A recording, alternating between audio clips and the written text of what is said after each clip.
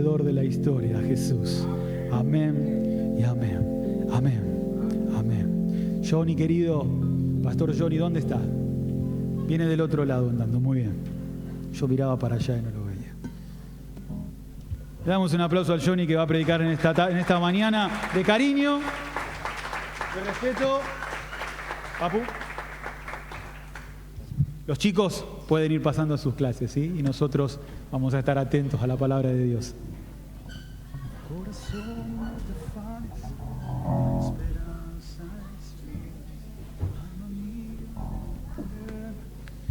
Buenos días, ¿cómo están? Bueno, que el Señor me ayude. Quiero que abran su Biblia en el libro del profeta Jonás. Difícil de encontrar porque es chiquitito así que van a tener que saber dónde está el libro de Jonás. En este momento yo tampoco lo encuentro, así que...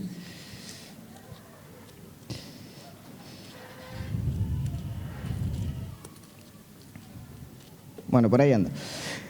El libro de Jonás es uno de los más cortos de la Biblia, ¿sí? Pero a la vez es uno de los más populares en la cultura general. Es un relato que se usó para la cultura en un montón de comentarios, de articulaciones, de formas artísticas. De hecho, hay cuentos que son muy similares a la historia de Jonás. Y es muy famosa también porque Cristo, Jesús, en el Nuevo Testamento, si se acuerdan, utilizó la figura de Jonás y claramente eso despegó el éxito de la historia.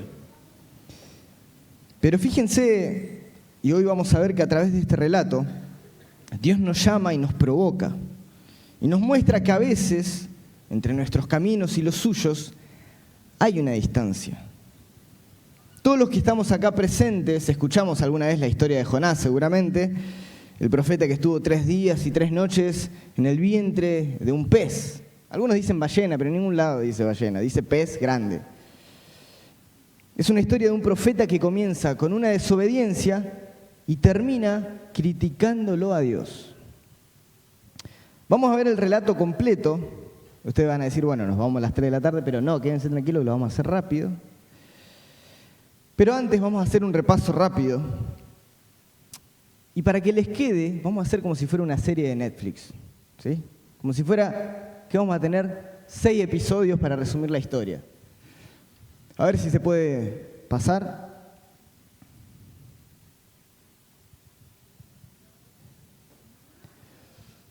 Jonás y el Evangelio. ¿Qué hace? ¿Por qué? La vara de tecnología la tenemos acá. Claro, Jonás y el Evangelio. Esa es la introducción que hice recién, podemos seguir. Fíjense, el episodio 1.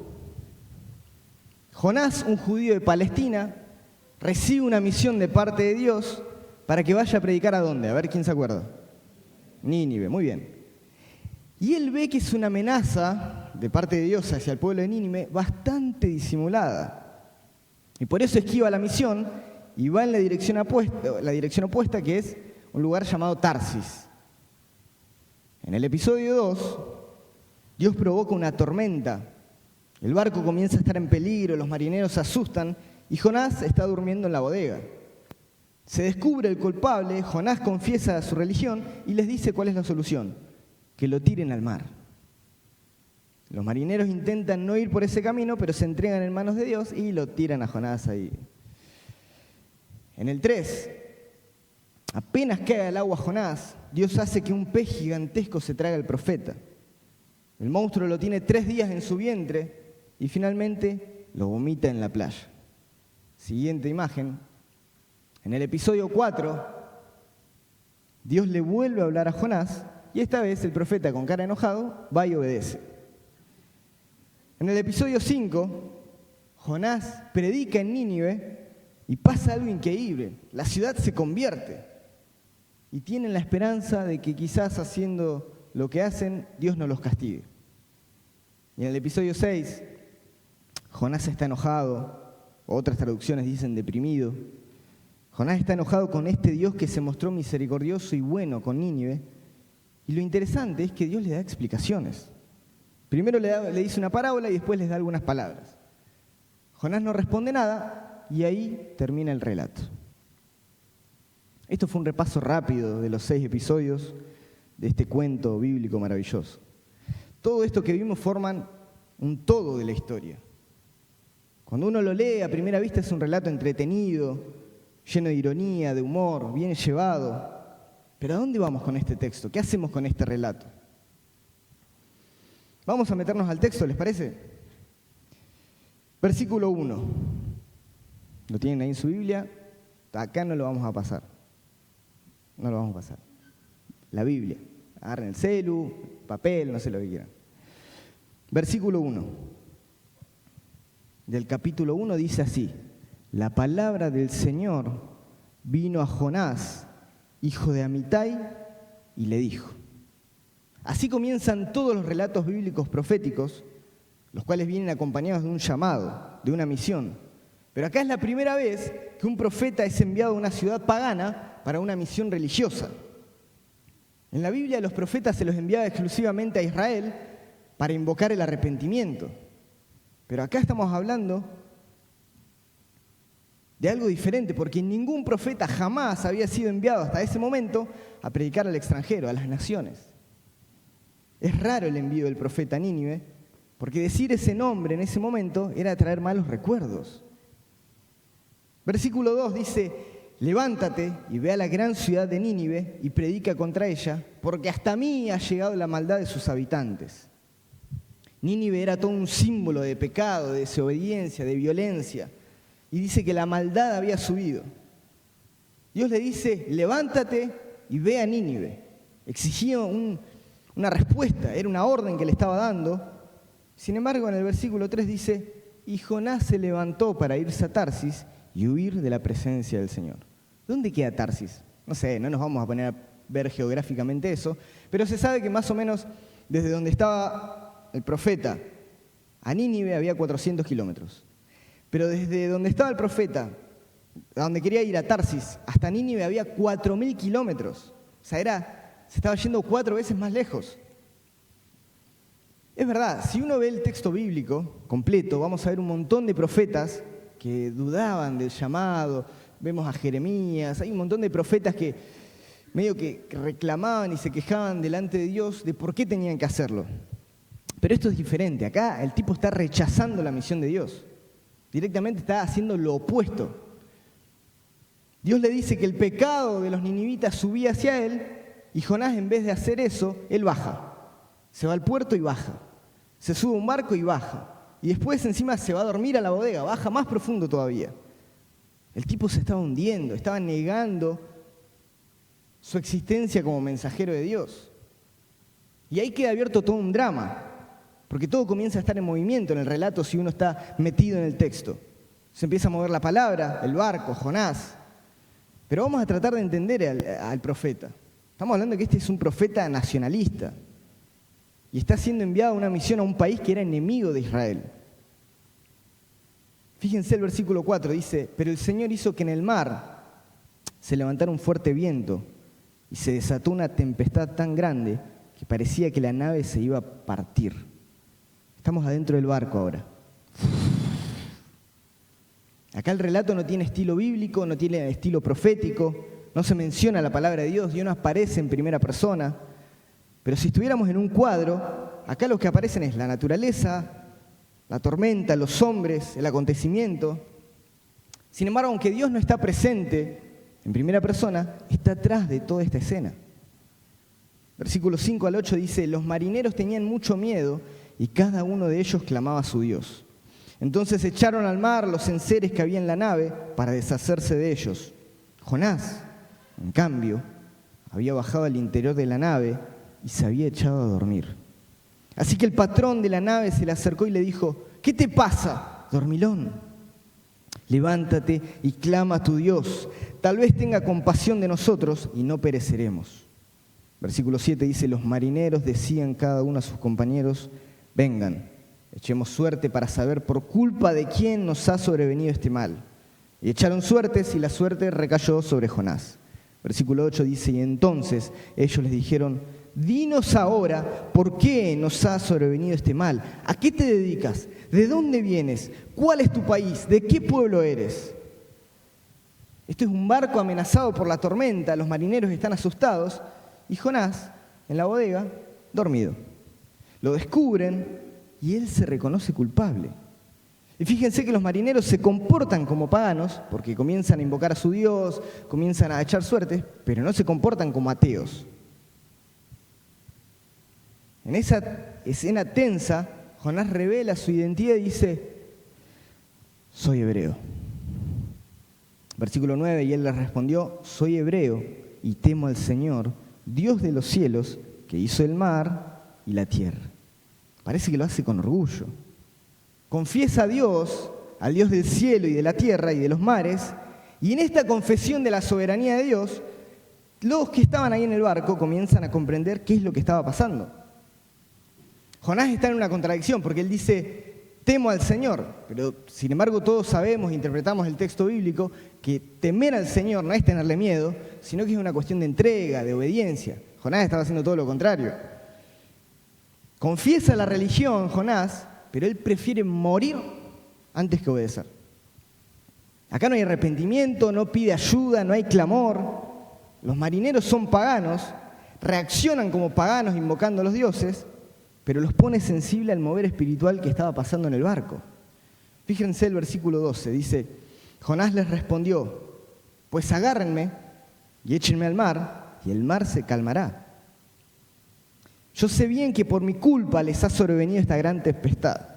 Versículo 13 dice, aquellos hombres se esforzaron para llevar la nave a tierra, pero no pudieron porque el mar se iba embraveciendo más y más. Entonces clamaron al Señor y dijeron, Señor, te rogamos que no nos dejes perecer por causa de este hombre, ni nos culpes de derramar sangre inocente, pues tú, Señor, haces lo que te parece mejor. Entonces tomaron a Jonás y lo arrojaron al mar, y la furia del mar se calmó. Y aquellos hombres sintieron gran temor del Señor y le ofrecieron un sacrificio y le ofrecieron votos. Lo tiran a Jonás, pero no por decisión propia. Fíjense que hasta intentan regular el barco para no tener que hacerlo. Y estos paganos se convierten. Y el Dios de Jonás pasa ahora a ser un Dios suyo. No era el plan de Jonás, pero sin embargo termina siendo un instrumento de conversión de esta gente. ¿Qué significa este cuadro? Este momento del barco y la tormenta nos está empezando a dejar ver la línea de pensamiento de todo el libro de Jonás. ¿Cuál es? Que Dios está interesado en las personas y aún en aquellos que creemos que no se lo merecen. Jonás intenta escapar de Dios, intenta escapar de su misión, elige huir, elige morir. Pero acá descubrimos una verdad también poderosa, y es que nadie escapa de Dios. Nadie. Ni el escape de Jonás, ni el mar, ni la tormenta, nada impidió que llegue la salvación a estos marineros en el barco. Dios hizo que todo sirva para la salvación de estos hombres. Y acá llegamos al punto más famoso del relato, que un pez se traga a Jonás y lo vomita unos días más tarde en tierra firme. Y ahí adentro Jonás le pintó la escritura y recita un salmo insertado, pero no importa. Versículo 17 dice, pero el Señor tenía preparado un gran pez para que se tragara a Jonás, y Jonás estuvo en el vientre del pez 3 días y 3 noches. Acá hay un dilema. O vemos este relato bíblico como una historia de verdad, o pensamos que se trata de un cuento. Si quieren mi opinión, no se las voy a decir. Pero fíjense que el texto no nos da ningún detalle de cómo era el pez. Se piensa que obviamente era algo gigantesco, y en la antigüedad ya se conocían esqueletos de monstruos marinos grandes. Algunos comentaristas dicen que quizás el autor de Jonás pudo haber escuchado acerca de estos monstruos marinos, pero la realidad es que si no se nos da ningún detalle, es porque esa descripción no importa. Solamente dice, es grande. Ocupa un solo versículo el pez. Y hicimos del pez...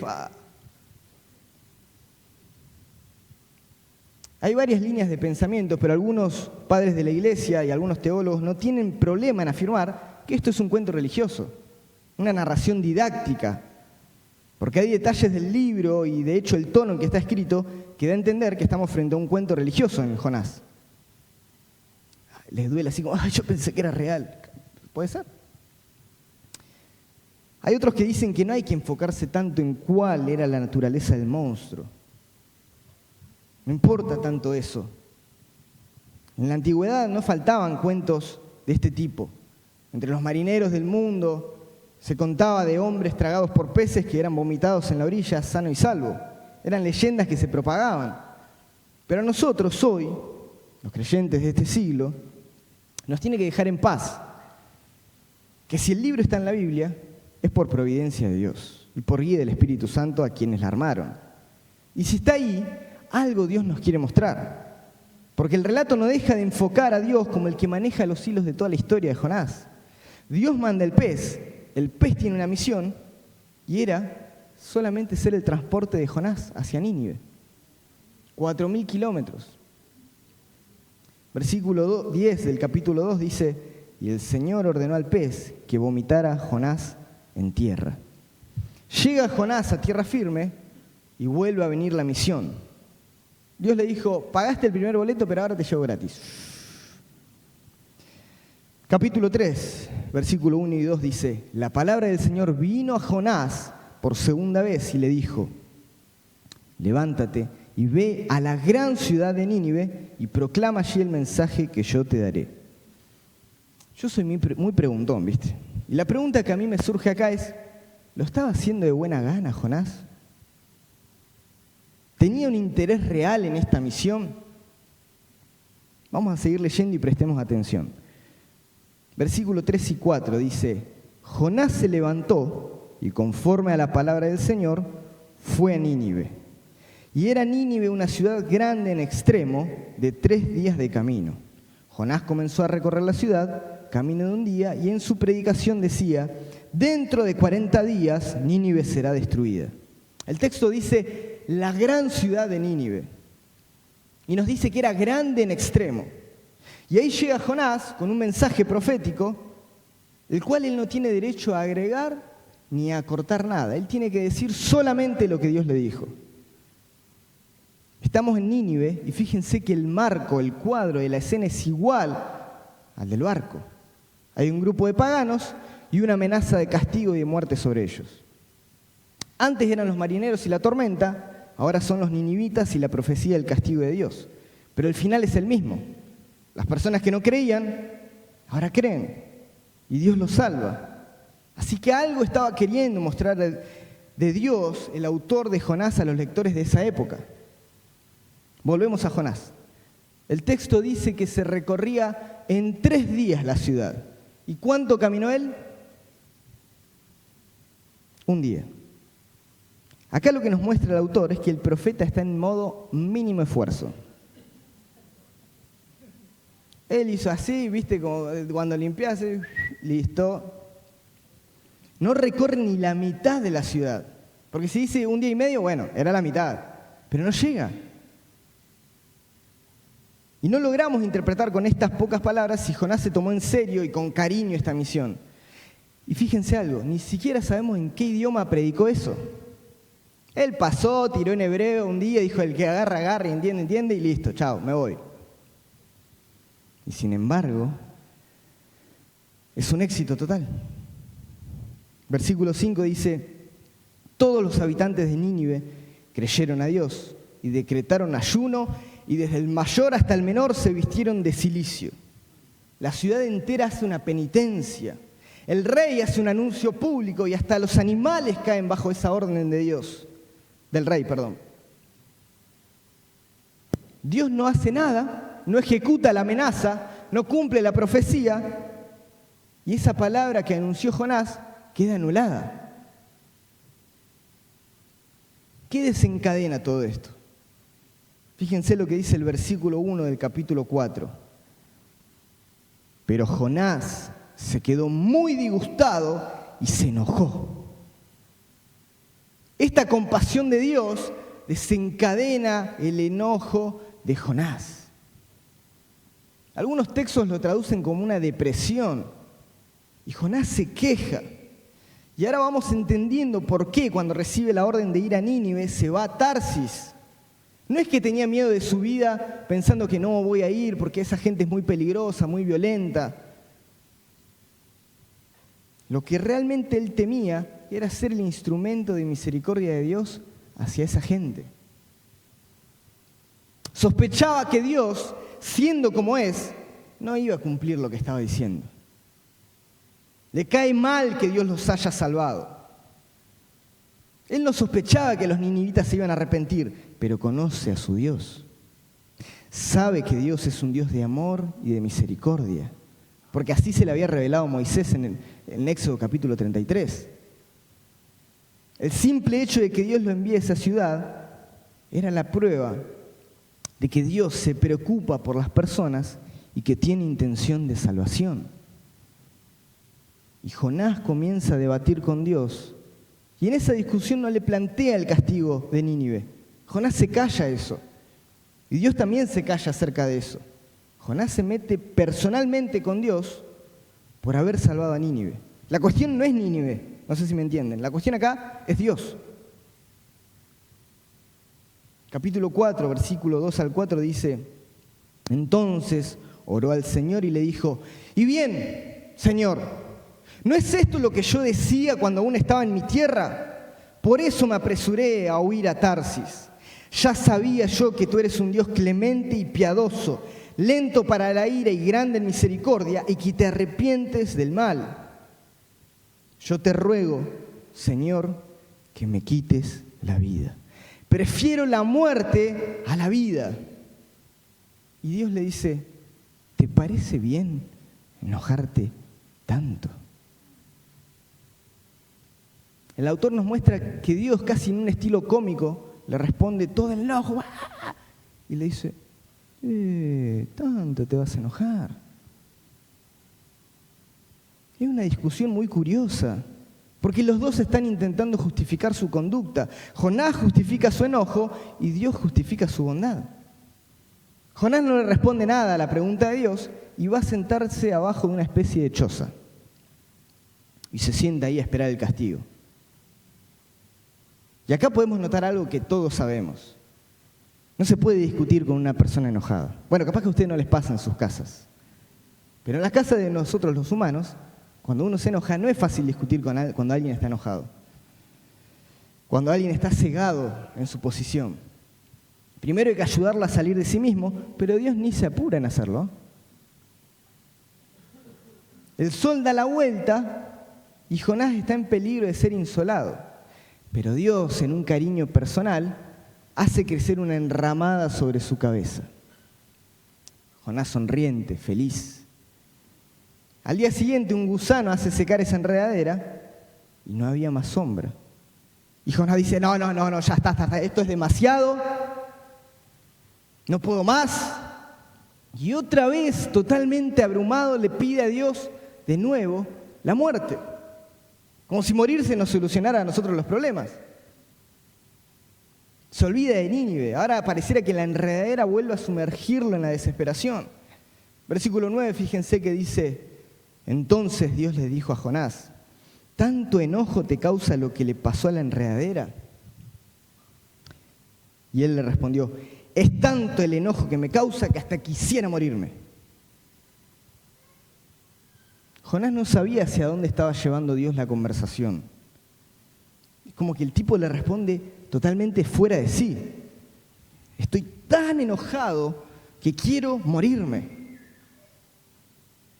Pero no sabemos acá si se olvidó de Nínive o este enojo se le está mezclando con el otro enojo, ¿viste? Como a veces nos pasa. Pero Jonás se quiere morir. Pareciera como que, no sé, está queriendo castigar a Dios. Como diciendo: me muero y no cumplo nada. Y no miro cómo salvás a Nínive.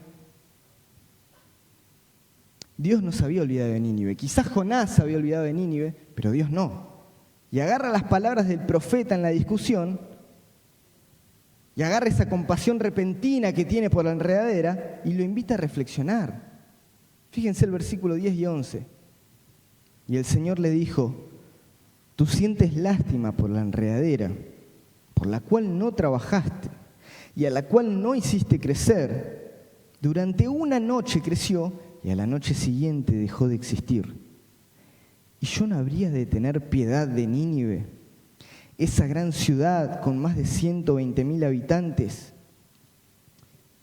que no saben distinguir cuál es su mano derecha y cuál su mano izquierda, y donde hay muchos animales?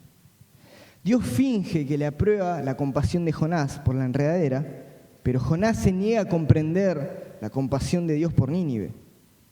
Dios le está pidiendo al profeta que vaya al fondo de su corazón y que entienda cómo está actuando. Si Jonás desea que una planta viva, ¿cómo Dios no va a querer que viva esa ciudad enorme con más de 120.000 niños y tantos animales? Acá ya no estamos hablando de castigo, no estamos hablando de si se lo merecen o no, estamos viendo a Dios y su compasión. Dios está mostrando una faceta del mismo que jamás se había visto. El autor nos está revelando que el amor de Dios y el cariño que tiene por la gente es parte de su misteriosa providencia. Porque no se lo merecen. El autor de este relato está mostrando algo que todavía no se había dicho, y era que el hombre es salvo por gracia.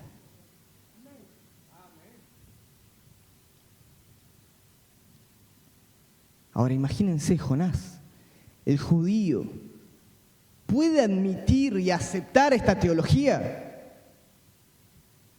¿Puede comprender el cariño de Dios por las personas? Jonás no responde. Y el libro termina en esa pregunta de Dios. Para el lector de la época en la que se escribió Jonás, ya era una intriga el personaje de Jonás en sí mismo. Pero más intrigante era aún este Dios que se estaba revelando. Porque no es como el que ellos se imaginan. Este era un Dios totalmente distinto. El Dios de Jonás, de este profeta, era Jehová, como él había dicho, el creador del cielo y de la tierra. Pero a Jonás le está costando identificar a este Dios, porque este era un Dios de bondad. Él conocía al Dios de santidad, al Dios de justicia, pero este Dios estaba mostrando una esencia de bondad, de amor. Este era un Dios presente entre las personas, era un Dios que estaba en la historia de las personas y que estaba presente aún en los movimientos más oscuros del corazón. Este era un Dios que amaba a su creación y que quería que se salven. Con esta descripción que les hago, ¿les parece extraño que Jesús haga una mención de Jonás en el Nuevo Testamento? Este librito, esta historia, este relato de Jonás preparaba la revelación plena de Dios en Jesucristo. El libro de Jonás anuncia al Dios que viene. Así que tan mal profeta no era. El Dios de Israel y de las naciones era este mismo Dios de cariño y de salvación. Y esta tremenda revelación chocaba con la mente del judío de la época, porque ellos entendían que el pecado tenía que ser castigado, no podía ser perdonado. No podían entender que esta revelación de Dios y de su amor sea real. Porque si eso era verdad, eso derribaba el muro que separaba a los judíos de los no judíos, a los buenos de los malos, a los evangélicos y a los inconversos. Y la salvación, encima, era gratuita. El libro de Jonás no llega tan lejos, pero sin embargo preparó el camino para la revelación de Jesús. Jonás luchó con algo que todos luchamos a veces en nuestro interior, esa aparente contradicción entre la bondad de Dios y su justicia.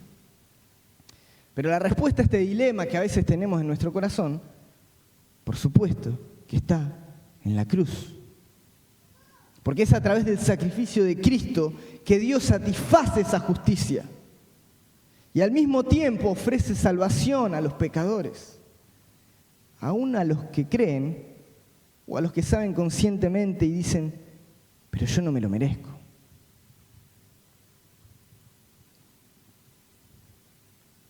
Si hay algo que el libro de Jonás nos muestra con claridad, es que todos necesitamos del Evangelio. Si nunca escuchaste la verdad del perdón de Dios, esta es una mañana en la que Dios quizás te esté hablando. Pero si llevas años en la iglesia, o si estuviste corriendo de Dios toda tu vida, podemos notar algo que tenemos todos en común, que pareciera que todos tenemos el corazón de Jonás dentro nuestro. Jonás huyó de Dios y muchos de nosotros también lo hacemos. Algunos huyen abiertamente de Dios en desobediencia y pecado, pero otros huimos de Dios dentro de la iglesia, refugiándonos en la moralidad, refugiándonos en la religión. Nosotros, los cristianos evangélicos, las buenas personas que no insultamos, no fumamos, no tomamos, no bailamos, no escuchamos música mundana, no vemos películas de terror porque te entran demonios por los ojos, y tantas cosas que nos inventamos para refugiar nuestro corazón, lo que realmente nadie sabe y nadie ve, a nosotros también aplica. ¿Cuántas veces pensamos que por nuestra buena vida merecemos el perdón de Dios? Yo soy buenísimo. Yo asisto todos los domingos, ofrendo, diezmo, evangelizo cada tanto, no me enojo con nadie. ¿Qué? Si por dentro te morís de odio, si por dentro estás completamente enojado y querés que haya un castigo de Dios sobre esa persona, ¿qué diferencia hay entre decirlo y confesarlo a alguien y orar juntos por esa liberación a decir, no, bueno, yo, comértelo?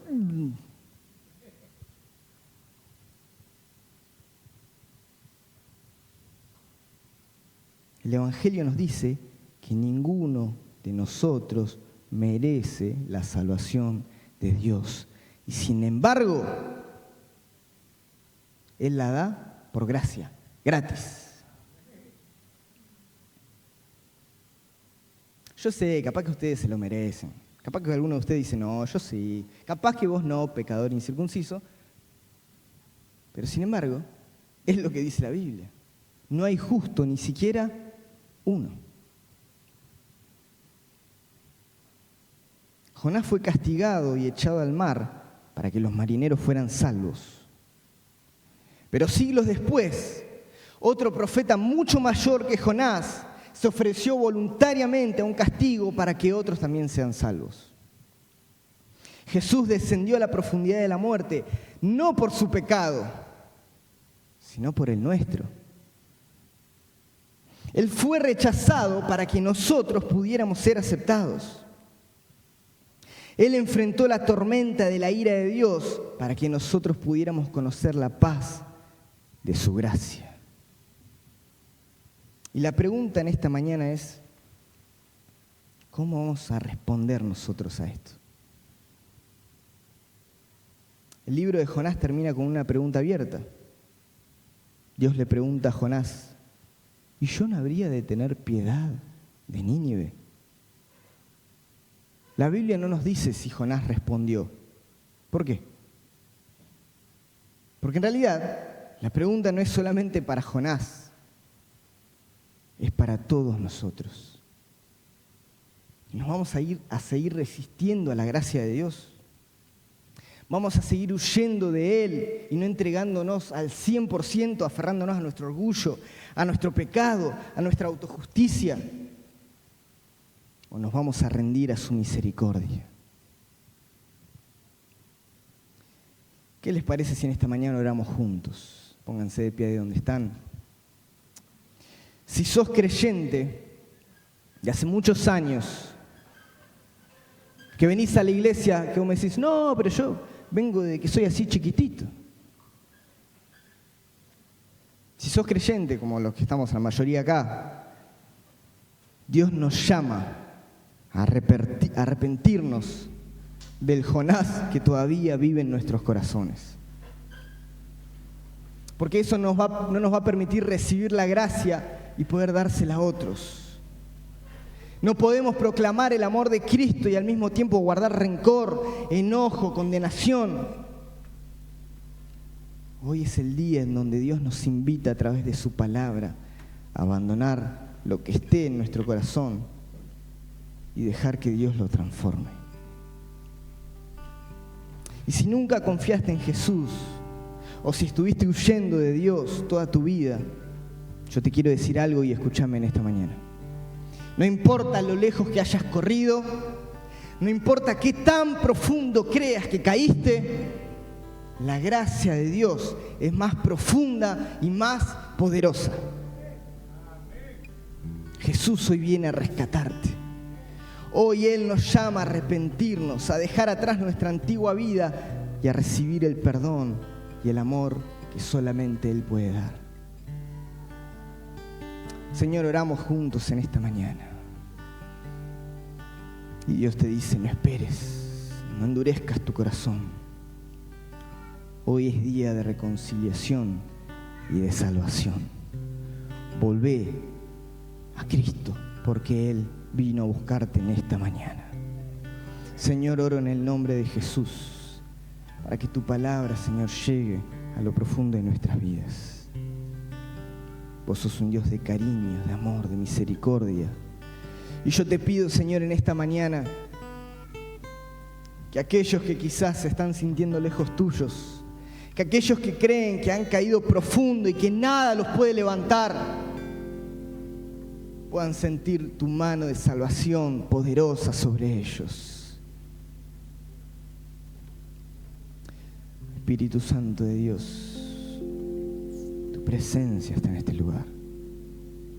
Tu gracia y tu amor se está moviendo en medio nuestro. Estás tocando corazones, Señor. Aquellos que dicen, ¿cuánto tiempo que perdí? Señor, te necesito. Si esta palabra tocó tu corazón y necesitas reconciliar algún área de tu corazón con Dios, no vamos a orar por los que pasen, pero en señal de haber respondido a esta palabra, yo quiero invitar a aquellos que quieran pasar y poder levantar sus manos y volver a Él, volver a Él, volver a Él, volver a Él, volver a Él, volver a Él. Toda la Biblia nos habla de Cristo. Toda la Biblia apunta a Jesús.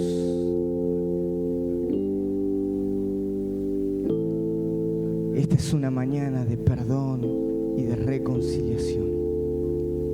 Oro, Señor, para que salgan en esta mañana liberados, Señor, en sus mentes y en sus corazones y en sus vidas de culpa, de condenación que trae el enemigo. Y yo oro para que desates libertad, salvación, reconciliación, amor, gracia, perdón sobre la vida de mis hermanos. En el nombre de Jesús. En el nombre de Jesús, Señor.